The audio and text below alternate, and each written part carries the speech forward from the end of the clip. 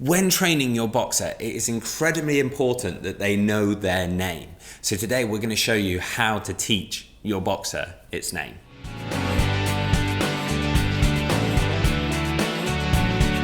Welcome back to the Fenrir Boxer Show. My name's Joe and I'm a certified canine leader here at FenrirCanineLeaders.com. We are dedicated to helping you learn everything you could possibly want to know about the boxer and then how to become a high-level canine leader so you can raise your very own boxer.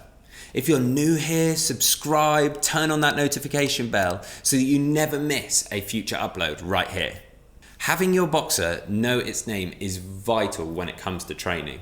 They need to know that you want their attention. So today we're going to be tuning into a webinar that Will, the CEO and founder of FenrirCanineLeaders.com, recorded of how to teach your dog its name.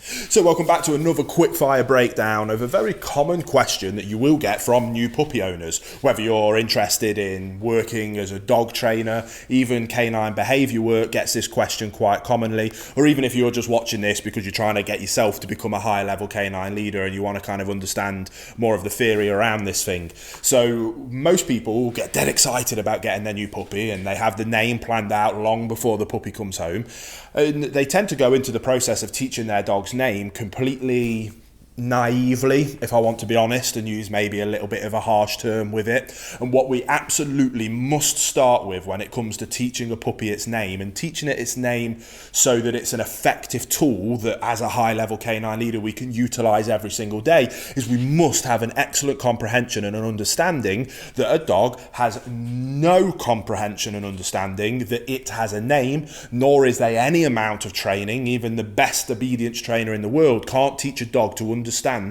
the concept of it having a name. What we need to understand is that a name to a dog is nothing more than an additional command. Again, I think one of the reasons so many people struggle with their dogs right now is because of anthropomorphization, which, if you didn't know what that term means, it means basically attributing human-like behaviors or emotions to an animal. Too many people are treating their dogs like children and babies, and they baby them and they utilize their name in that kind of fashion. And we need to remember that when we talk, we have language and communication. Not only are we speaking a foreign language to a dog, at least when you hear someone speaking a foreign language, you get the concept, oh, they're communicating just in a language I don't understand. A dog has zero comprehension that that's even a form or methodology of communication. And what we need to do is assign that, which is basically just noise coming out of our mouths, because they have no comprehension that that is words and that those words represent meaning in any kind of form. But we need to make them understand that this noise that is coming out of out of our mouths, that we have assigned as their name, is nothing more than an additional obedience command. Hey guys, very quickly, in case you didn't know, we have our Perfect Puppy program. It's the program that I designed myself as a canine behaviorist to help you guys become a high-level canine leader yourself, and then how to be able to take your puppy from the second you bring it home all the way through to that dream of the perfect canine companion that you've always wanted. So if you want more information on that, there'll be a link down in the description box below. Thousands of people have now gone through that process to extremely high levels of success. So there's some testimonials you can go and check out.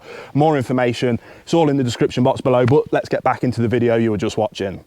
So when the owners that you're working with kind of have that light bulb moment, first of all, it's an excellent opportunity to start going down that process of more effective communication with our dogs, and how people can build those better relationships when they understand that if we understand them as dogs and treat them as dogs, that actually that allows us to build the better relationship than if we babied them and treated them like children and babies. So it's a really fun, engaging conversation that you can have with new owners to be able to start them down that path of kind of understanding that thing that's probably more of a macro issue, but we can help them understand the macro theory and issue using this micro issue or thing of teaching a dog its name. So what we then do is we go through explaining, okay, awesome, you understand that concept now, that macro overarching theory that a dog will never know it has a name, and that it's simply assigning this noise that comes out of our mouth to a very basic and simple obedience trick, just how we would teach a dog that the term sit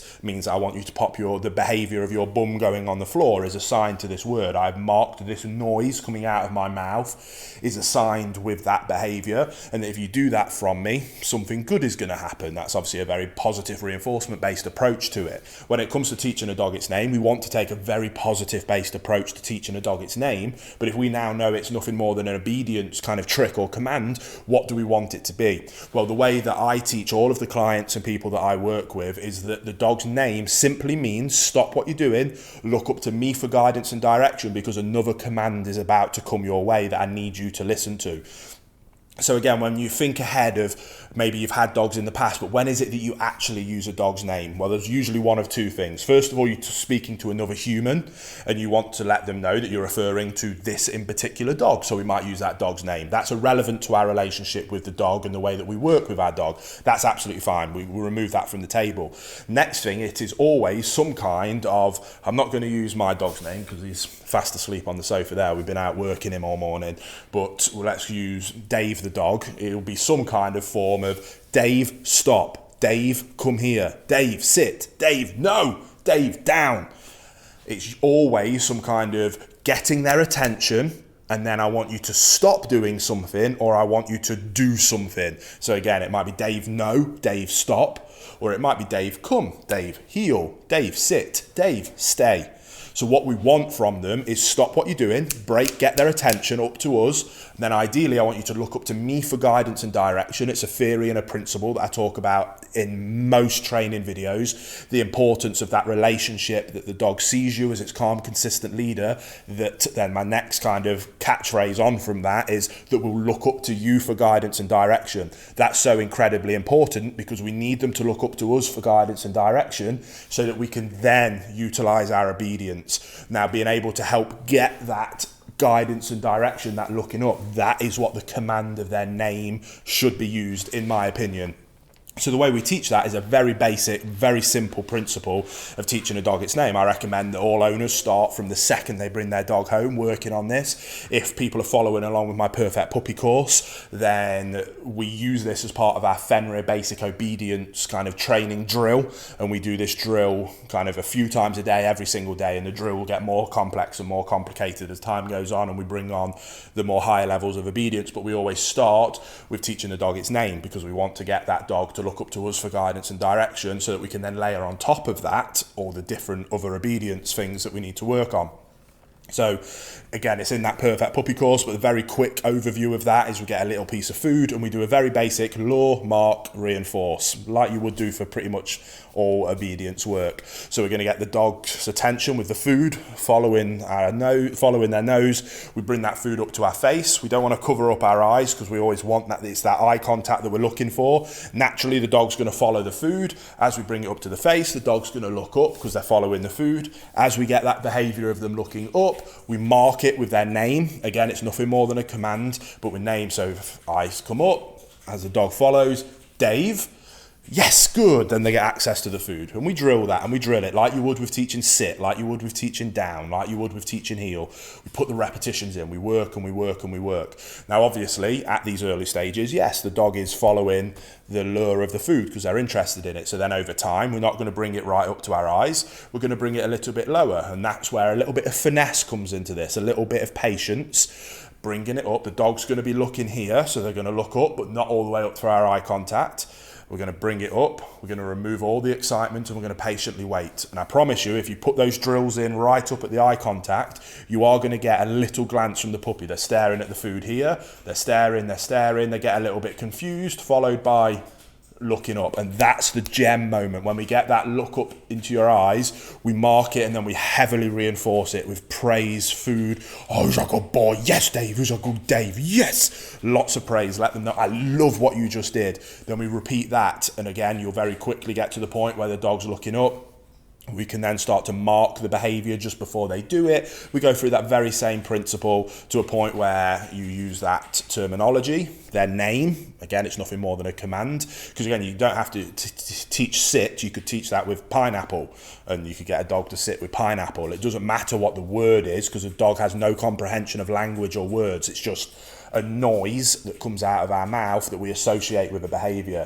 So whatever you want to name your dog is irrelevant. It doesn't matter. It can be literally anything in the world, as long as we're consistent with it, and we do this as part of the training. So again, this is one of those things that it's a small micro piece to the puzzle of dog ownership and canine leadership, but we can utilise it as an excellent teaching method and opportunity to teach the more macro picture of relationship and communication with our dog, and get into that higher level of understanding and being able to treat them like a dog, to then be able to build a better relationship with them as a dog. When we do that, dogs aren't filled with anxiety and fear, because they trust in you as a calm, consistent leader, which then means they don't spiral into reactive and anxious type behaviours, which is riddling the dog population of the world at the minute. So again, very simple process, but a really excellent opportunity, something that we can be extremely positive and fun about. So get out there, whether you're working with clients or working with your own dog, get out there, have some fun with it, and make the most out of what is quite an easy thing to achieve